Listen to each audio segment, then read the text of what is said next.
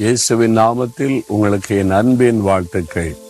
பிரியமானவர்களே, இயேசு கிறிஸ்து உங்களை நேசிக்கிறதுனால தன் வார்த்தைகளை கொண்டு தினந்தோறும் உங்களோடு பேசி கொண்டிருக்கிறார். அந்த வார்த்தையை நீங்கள் சொந்தமாக்கி கொள்ளும் போது அந்த வார்த்தையின் ஆசீர்வாதம் உங்களுடைய வாழ்க்கையில உண்டாயிருக்கும்.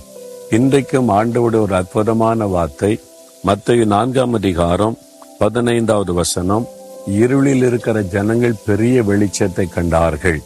இயேசு இந்த உலகத்தில் ஊழியம் செய்த நாட்களில வியாதியஸ்தரை குணமாக்கினார், பிசாசு பிடித்தவங்களுக்கு விடுதலை கொடுத்தார், பாவ வேதனையோடு வருகிற மக்களுக்கு சமாதானம் கொடுத்தார்.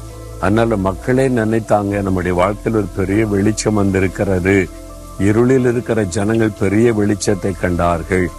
இயேசு இந்த உலகத்தில் உலாவும் போது கூட நான் உலகத்துக்கு ஒளியாயிருக்கிறேன் என்பதாய் சொன்னார். அவர்தான் வெளிச்சம். அந்த இயேசு கிறிஸ்து இன்றைக்கு உங்களை பார்த்து சொல்லுகிறார், என் மகனே, என் மகளே, நான் உனக்கு வெளிச்சமாய் இருக்கிற தேவன். உங்க வாழ்க்கையில ஏதோ ஒரு பகுதியில ஒரு இருள் இருக்கிறது.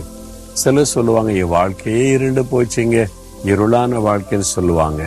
சிலருடைய வாழ்க்கையில ஒரு பகுதியில நல்ல வெளிச்சம், ஒரு பகுதியில இருள் இருக்கிறது.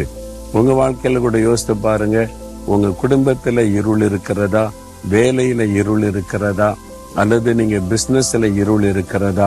ஒரு பகுதி நல்லதா இருக்குது, ஒரு பகுதி இருட்டா இருக்குது. இந்த மாதிரி கலங்குறீங்களா? இயேசு கிறிஸ்துவுக்கு அந்த இடத்துல இடம் கொடுங்க. அந்த இடமே வெளிச்சமாய் மாறிவிடும். உங்களுடைய வாழ்க்கையில இடம் கொடுத்தா இயேசு வந்த உடனே உங்களுடைய உள்ளம் வெளிச்சமா மாறிடும். உங்களுடைய குடும்பத்துல இடம் கொடுத்தா குடும்பத்துல வெளிச்சம் வந்துவிடும். பிசினஸ்ல அவருக்கு இடம் கொடுத்தா பிசினஸ்ல வெளிச்சம் வந்துவிடும். ஊழியத்துல அவருக்கு இடம் கொடுத்தனா ஊழியத்துல வெளிச்சம் வந்துவிடும். நீங்க இடம் கொடுக்கணும். நம்ம தேவைக்காக ஆண்டோடத்துல போய் ஜெபிக்கணும், பெற்றுக்கொள்ளணும். இதை மாத்திர நினைத்து கொண்டு இயேசு பயன்படுத்தக்கூடாது. நம்முடைய வாழ்க்கையின் எல்லா பகுதியிலும் இயேசு இருந்தா எல்லா பகுதியிலும் வெளிச்சம் உண்டாக்கிவிடும். இதுதான் ஆண்டவர் வெளிச்சத்தின் ஆண்டவர். இன்னைக்கு உடைய வாழ்க்கையை யோசித்து பாருங்க.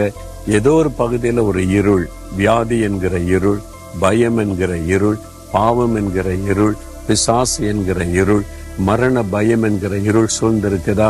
ஆண்டவரே, நீங்க தான் வெளிச்சம், என் வாழ்க்கையில வாங்க, இந்த இருளை மாற்றிடுங்கன்னு ஜெபிச்சு பாருங்க. அந்த இருள் விலைக்கு ஒரு வெளிச்சம் வந்துவிடும். வெளிச்சம் வந்தாலும் சந்தோஷம் தான், ஒரு பெரிய மகிழ்ச்சி. இருட்டான இடத்துல ஒரு லைட் போட்டோன்னு பாருங்க, ஒரு மன மகிழ்ச்சி வரும். அதே மாதிரி இருண்டு கிடக்கிறவனுடைய வாழ்க்கையை தேவன் வெளிச்சமாக்குவார். உங்க வாழ்க்கையில எந்த பகுதி இருளா இருக்கிறதோ அந்த பகுதியில கர்த்தருடைய வெளிச்சம் உதிக்கும்.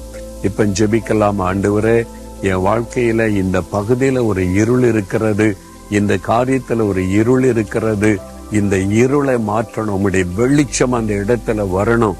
உம்மை ஏற்றுக்கொள்கிறேன், உம்முடைய வெளிச்சம் வர வேண்டும் என்று விரும்புகிறேன். அப்படி ஆசீர்வதியும்.